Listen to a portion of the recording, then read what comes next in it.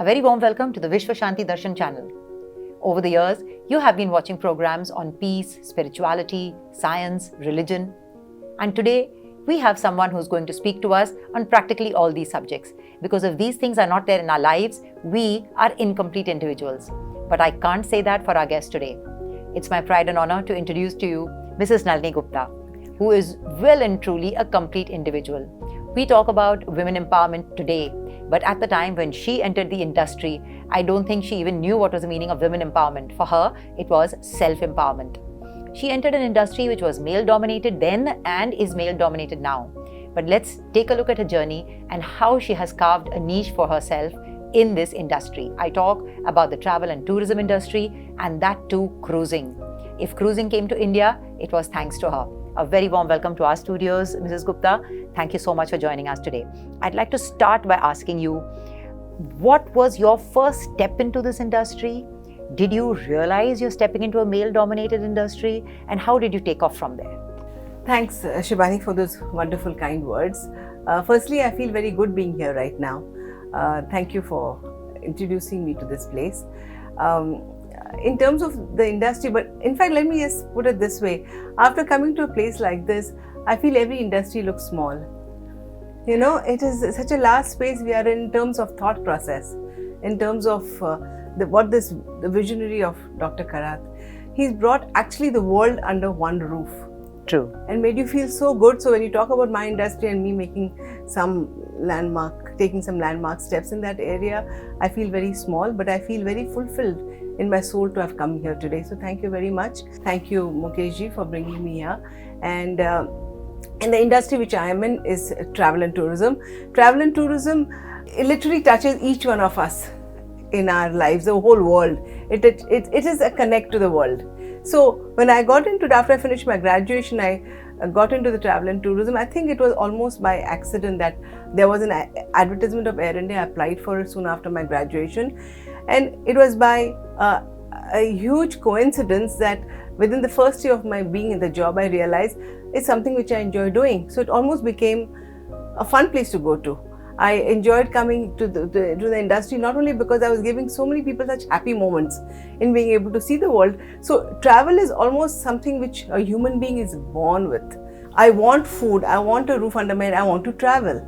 So I was in an industry which almost was not nice to have, but need to have. And I was in a position to be able to help people even further enhance their experiences. So I was happy to be in that space. But within that space, I realized that I started right at the bottom, at the counter. But I realized that, you know, one's ambition is as high as one's dreams. You dream to be there, you just need to make it, but you can't get frustrated by saying, I've not reached the top. You make that climb. As much as a climb of all the steps that I took today at the dome. Every line had a meaning. So every step in my journey in the travel industry had a meaning. And with each step, I realized it only helped me to understand and reaffirm my own self in terms of saying I'm capable. And when you feel capable and confident, you feel the world around you is as good to you as you want to make it good. And I think the universe offers you opportunities almost every day. It's you let it pass, or you let's say, I want to make something out of it. So in the same way, while I was doing well in Air India, so I think, I got involved with the automation of the travel industry, where the travel agents were moving from a manual system into automation.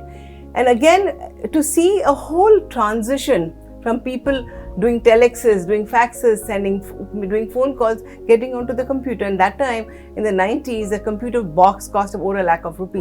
So you know, to understand that it's such a high investment product, but empowering agents to feel I can touch the world, because we were just moving into the technology space, and to be involved with technology without being an engineer made me feel very blessed. So in that sense, I moved into that industry. And I think you're being very modest because you were heading Abacus at that time. Yes, and that was the time you made this transition. Yes, Abacus is a CRS company. It was a joint venture between Tata Consultancy Services and Singapore Airlines, and I was fortunate to head that particular project.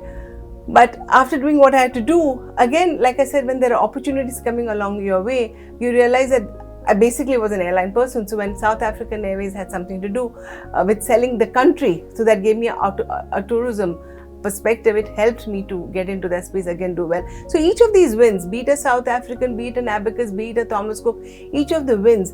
But along those lines, there were very few men, very few women in that board. On the boards, there were always men, and I would be like they used to always say, I used to call myself the rose among the thorns. But I used to be happy to be in that space only because of the fact that I thought a woman, while the men, I'm sure, bolder and braver and stronger, I think the women brings in a lot of soft skills with her. She brings in a lot of elements which is important at the highest level, only because you are looking at the next generation coming into that space.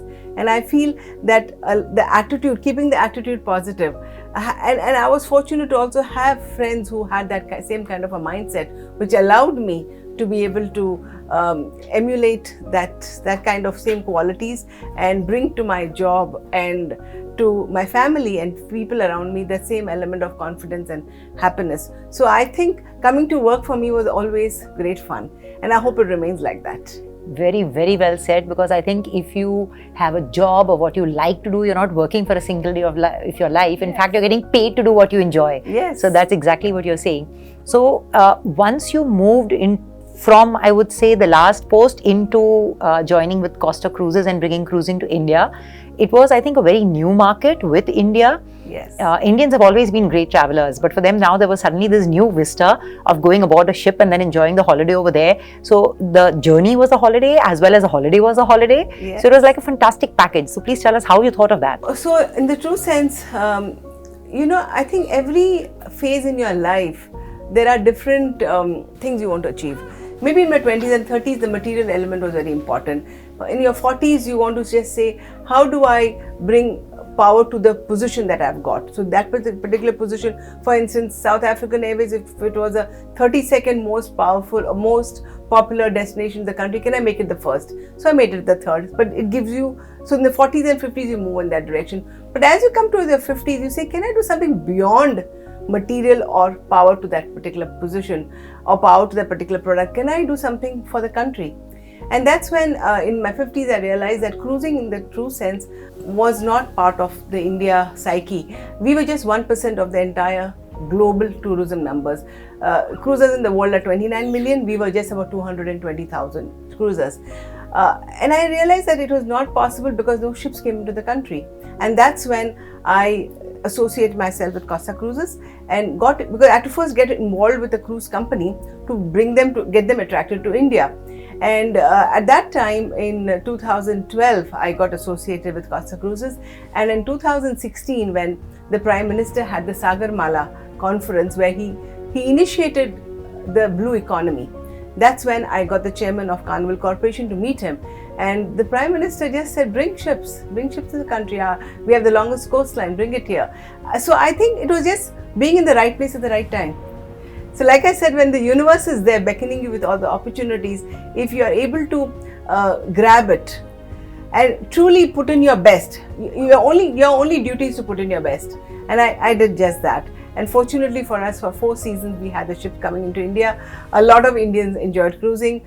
Unfortunately, post-COVID, we have not brought the ship back again, but I'm confident it will come back again. But what's most important is the whole world is now looking at the Indian coastline. Absolutely. There are other ships saying, next year, can we bring our ships in? And the shipping ministry, the tourism ministry and the finance ministry has now moved cruising from the nascent sector to one of the primary sectors or one of the important sectors of tourism for the country. So I think for me, more than my own success, it gives you a sense of fulfillment. It gives you a feeling of saying, I've done something beyond myself, and I think that is more important. What have you left behind? What does the next generation take forward for us? So what we have done is, our generation or my generation would do X, but I think the coming generations can move it at an exponential pace because they're better equipped than all of us. But we all have to, instead of saying it's not my work, it's our duty to put in our best and see what can I do next.